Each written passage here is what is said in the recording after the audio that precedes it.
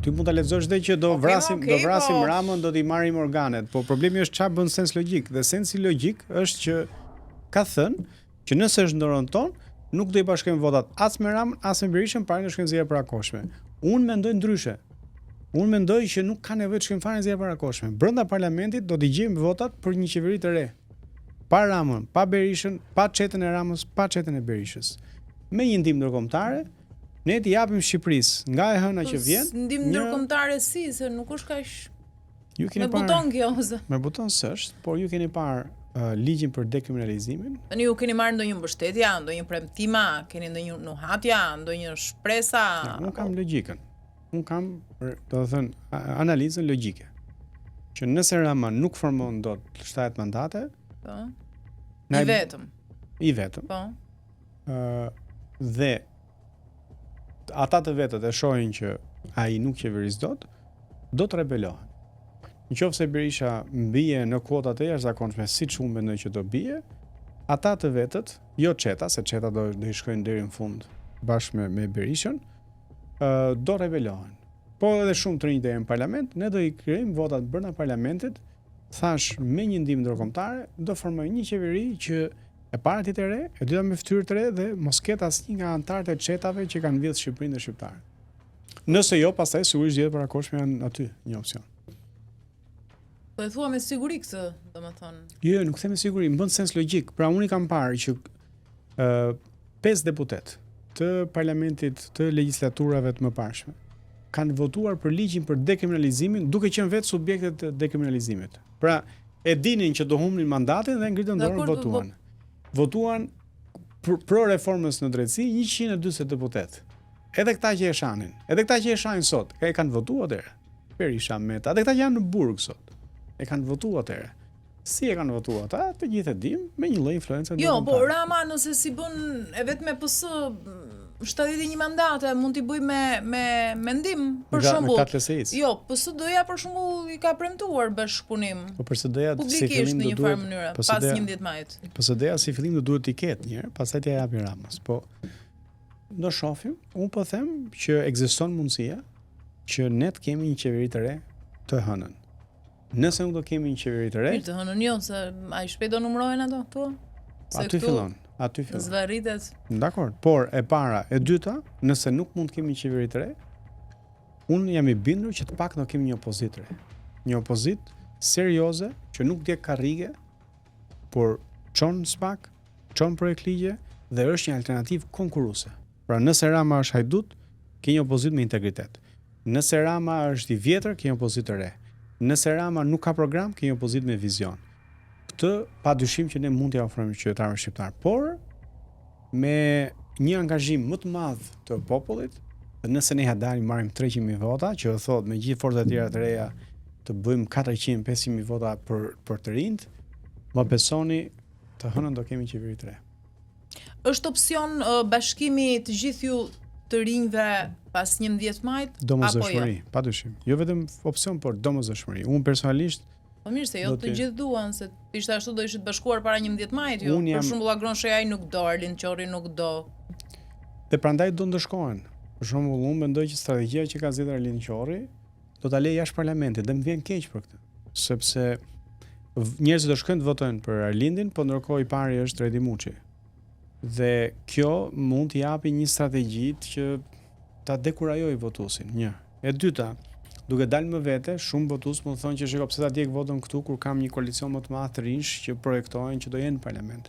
2. Por nëse ja dalin, kushdo qoftë atje, unë do përpiqem maksimalisht që t'i bëj gjithë të rinj bashkë. Dhe jo vetëm të rinj tan, po edhe të rinj që gabimisht historia i ka çuar forcat e vjetra politike, t'i marrim këtej, t'i sillim rrugën e dur, t'i japim vendin qeveri të re e të ecim përpara. Tani ti nuk je orakulli, por do doja një tabel finale si është ti rezultatin e përgjithshëm për të gjithë pas 11 majit. Shiko, unë jam ndoshta me një trend, me një afërsi, se nuk do t'i hym tani numrave. Unë Basta nuk kam vënë kurrë në jetë dhe nuk marr vesh nga Basta. Pra, bëni ju sondazhe të brendshme? Focus grupe.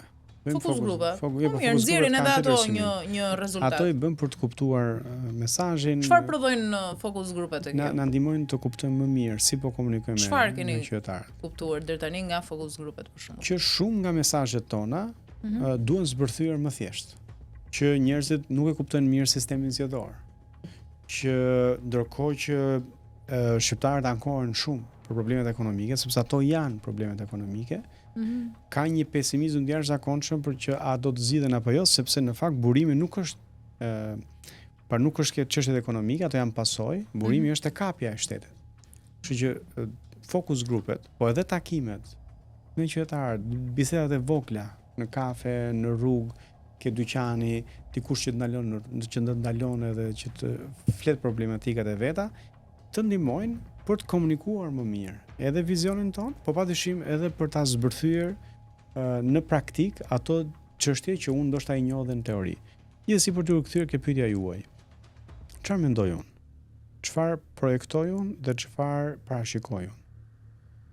Të hënën në mëngjes, kur njerëzit zgjohen, hapin televizorin apo futen në rrjetet sociale, hapin celularin, bëjnë scroll dhe lajmi. Klasa e vjetër politike ka rënë. As Rama as Berisha nuk formojnë dot qeverinë. Të rinjt masivisht janë futur në parlament. Nëse ne ishte një ëndër e bukur. Kjo do jetë ishte quaj kështu ose kjo mund të jetë, dhe unë besoj që do të jetë realiteti.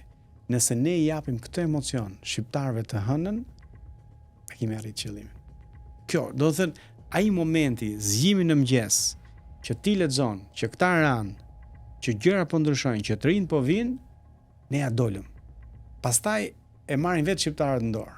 Të jesh i sigurt që po ta zgjojmë atë shpresë, po ta vrasim këtë stagnacion, këtë ndjesi pesimizmi, ne kemi hapi derë që shumë shpejt Shqipëria do të eci me hapa të cilat sot nuk ndodhin për shkak sepse është mbyll dera. Mirë, ti e di që fatkeqësisht në Shqipëri funksionon ende militantizmi, domethënë këtu një pjesë rrëmuese janë militant. Po majtas o djathtas. Fatmirësisht jo shumë. Për asnjë arsye ata nuk e tradhtojnë votën e tyre. Shiko, një pjesë është zakon. Ai është mësuar të shkojë ke një të dyqan. Është mësuar të shkojë te një të vend, por po ndryshon. E para dhe e dyta, jo të gjithë. Çka kam vënë një gjë shumë interesante është dialogjet brenda familjes. Që? Të rinjt votojnë për ne. Dhe shpesh të rinjt po tërheqin prindrit me vete. Të rinjt që i marrin nga jashtë telefon, që i marrin prindrit tu dhe i thonë votoni për të rinjt. Të rinjt që janë këtu edhe bën debat me prindin që pse do votosh akoma për këtë ose për atë, akoma ti me këtë dhe me atë. Por mua kjo më jep shpresë, sepse tregon që këtu gjërat po ndryshojnë dhe të rinjt po marrin përgjegjësitë që i takon në shoqëri. Padyshim ka dhe shumë të moshuar që megjithëse kanë 34 vjet që votojnë këta, kanë aq respekt për veten sa nuk duan që këta të treqin për hunde e t'i gënjejnë për një herë të sa i bie në këtë rast, herë të katërt, si Rama si Berisha. A mund ndodh që pas 11 majit alibia juaj të jetë ndërhyrje, deformim, manipulim, pra të mos njihni rezultatin, po themi? Ju keni dëgjuar Berishën për 34 vjet. Ka pranuar një herë zgjedhje që thotë për shembull kur ka humbë që unë humba se bëra gabim, nuk ndeshën njerëz, jo. Keni dëgjuar një Ramon pranë humbjen? Jo. Më keni dëgjuar mua që ta ankohem se më vollën votat? Kur? Pra kam marrë pjesë në 2 palëzjedhje. E kam pranuar rezultatet? Jam organizuar më mirë? Jemi ringrit në këmbë? Kjo do thotë që ju besoni në proces zgjedhor të lirë të ndershëm në këtë vend? Unë besoj sepse raportet e OSBE-ut këtu nxijnë gjithmonë. Edhe një herë. Unë besoj tek serioziteti jon për të mbrojtur votën e shqiptarëve që na besojnë. Do e mbuloni në të gjithë vendin në çdo kuti. Vëzhgimin në çdo kuti. Do të thënë, e para është ajo që kemi bërë më parë. Pra ne kemi vëzhgues të trajnuar serioz, këmbgulës, të cilët çdo vot, çdo kuti e monitorojnë aty, raportojnë në kohë reale tek qendra jonë. E dyta, se është një gjë që ndoshta se kemi artikuluar ende, po ne po ndërtojmë një sistem me inteligjencë artificiale, që jo vetëm që do analizoj këto raportimet që ne bëjmë në kohë reale të vëzhguesve, se keni parasysh për ata që nuk kanë eksperiencë. Çdo flet votimi që vjen skanohet dhe del në një ekran. vëzhgusion, e shikon ke ekrani dhe ka një aplikacion që e raporton në kohë reale. Dhe ne pastaj bëjmë kombinimin e dëna. Përveç kësaj, që ajo në vetvete do analizohet për të parë këto që janë patterns. Pra, duke si mund të përkthehet patterns, po për të parë patterns të votimit, për të parë në një anomali aty. E dyta, ne kemi bërë një marrëveshje me një kompani ndërkombëtare që të gjitha filmimet ti analizoj dhe përmes inteligjencës artificiale për 2-3 orë të rinumëroj edhe një herë të gjitha votat. Në mënyrë që të kemi 3 verifikime. Pra, rinumërimi elektronik që e bën programi, rinumërimi që ka bërë vëzhgusion dhe numrimi që kanë bërë ata numërusët në tavolinë. Në qoftë se ka një mos përputhje, e parë ne do kërkojmë padyshim në atë kuti specifike verifikimin dhe e dyta do të çojmë spak siç kemi bërë, do të bëjmë edhe nuk ka asnjë dyshim. Po, bashkëpunimi i brendshëm me Shqipëria bëhet si po ju shkon, se ne nga jashtë nuk shohim asgjë, shëndever dukeni. Po pse mos jemi ne, grup 3 jemi, garë të hapur jemi, secili kontribon me aq sa mundësi sa ka. Ju ka kushtuar shumë fushata? Si keni dal me llogarit? Me të ardhurat tona shumë, duke pas parasysh që ne nuk është jemi të pasur. Mirë, ju keni bërë një fushat pompoze edhe në diasporë për shembull. Aty ka rënë më shumë në sy. Shiko, ne si nisma kemi një buxhet që marrim nga KQZ në bazë të rezultatit zgjedhjeve të 2021. Kemi kontribus qoftë në diasporë, qoftë në Shqipëri që dhurojnë kryesisht in kind. Pra dikush mbulon një sallë, dikush mbulon një flepalosje, dikush mbulon një shpenzim tjetër. Jemi gjithë profesionistë, se ne nuk jetojmë politikë. Ne jetojmë profesionet tona, kështu që një pjesë dhe kontribuojmë dhe vetë.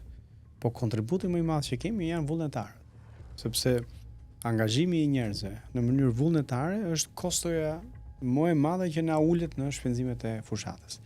E megjithatë kemi goxha kufizime. Ka shumë gjëra që ne mund t'i kishim bërë, që do donim t'i kishim bërë, po që tani me shumë gjas ose bazuar dhe në këto pritshmëri e analiza që folëm me shpresë të madhe, ju do të jeni në parlament. E ke menduar ndonjëherë në refleksion me veten tënde që ndoshta një ditë kur të kem pushtet ose kur ti hyj me të dyja këmbët politikës, si fillim nga të qenit në parlament etj, mund të bëhem dhe unë si këta?